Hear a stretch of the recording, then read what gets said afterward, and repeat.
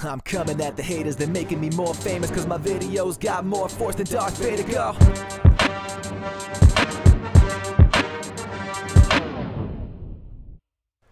Ladies and gentlemen, welcome back to the Star Bazaar.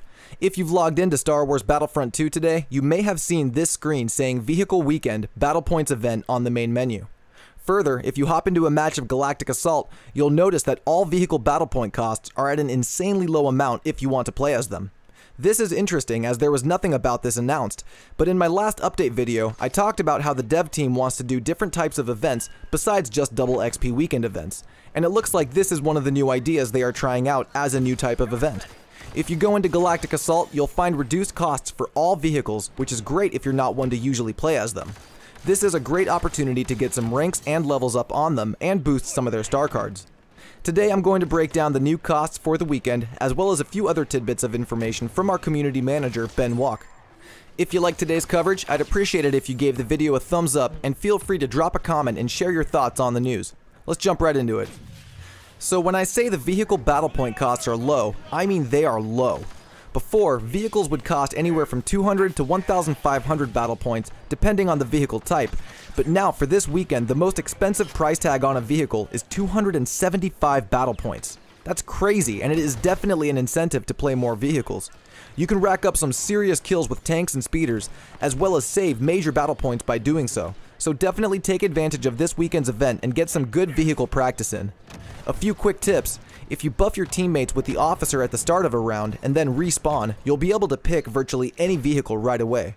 Also, for those of you on the credit grind, try to play the artillery class vehicle as much as you can.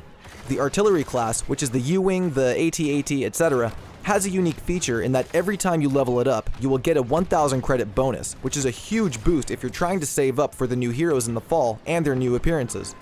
It doesn't have star cards to speak of, so each level will net you a 1,000 credit bonus, which is always nice at the end of a round. So now, let's dive into these new costs and see what you can expect to pay for each vehicle. The adjusted battle point cost for your vehicles while this event is going on are as follows. The armor class costs 275 battle points. This is your AT-RT, AT-ST, and your AAT, and this is currently the most expensive vehicle to play as. The fighter class starfighter costs 110 battle points. These are your X-Wings, TIEs, N1 starfighters, etc. However, I have to make the note that the Naboo starfighter is 275 battle points, same as the armor. Not sure why that one is more pricey than the others, but it's still pennies compared to everything else. The Interceptor class starfighter is 150 battle points, with these being your A-Wings and such, and the bombers cost 185 battle points. The artillery class I mentioned before costs a tremendous 75 battle points. I know, pretty steep there, huh? And finally, the speeder class vehicles cost 35 battle points. Yes, you can run people over and ruin hero streaks all you want just for a measly 35 battle points. I think they should have been kept at 200, but it's not a big deal either way. It's just for the weekend. These adjusted costs are exclusive only to Galactic Assault, as that is the only mode in which you can spend battle points on vehicles. So I do encourage you try some of them out and take advantage of the reduced costs for the weekend. This event idea is really cool, and I definitely didn't think about something like this when the dev team mentioned other events. I can't wait to see what other types of in-game events they will bring us in the future.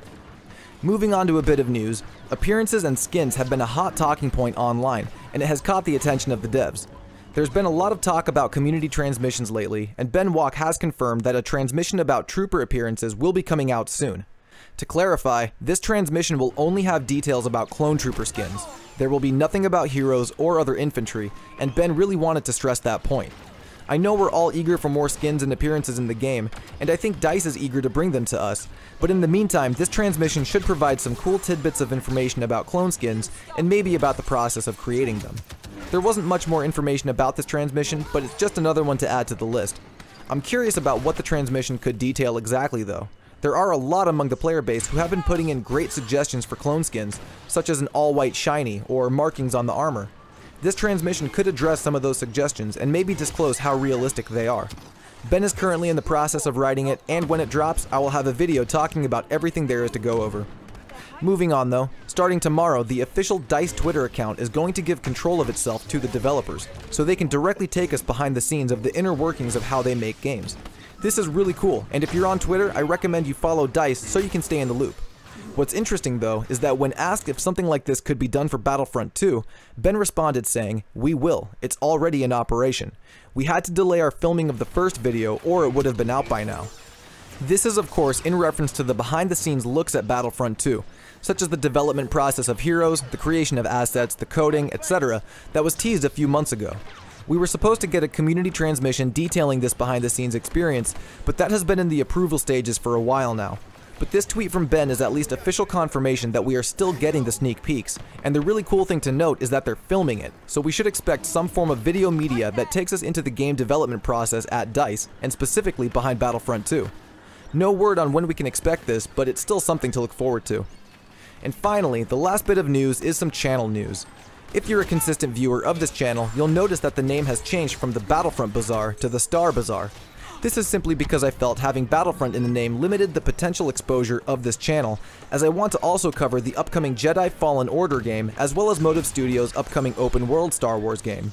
There are also rumors of a few upcoming mobile Star Wars games that sound pretty promising, and I'd like to use this channel to cover as much of it as possible, and not just Battlefront 2. Don't worry, I will still cover Battlefront 2 extensively, and seeing as the other games aren't even out yet, Battlefront 2 will remain the focus of this channel for the foreseeable future. But let me know in a comment if you have other game suggestions for me to cover on this channel. And with that, that will bring this news update to an end. The vehicle weekend was a really nice surprise, and a creative one too. I'm excited to see what other types of events they can do, but if you have your own ideas, drop them in a comment below. I appreciate you all stopping by the bazaar. This has been Turkish Delight, and I will see you all out on the battlefront. Peace. I know it breaks your heart. You moved to the city and I broke down crying. 4 years no come, and now you're looking pretty in a hotel bar. And I can't stop. No, I can't stop. So baby, pull me closer in the backseat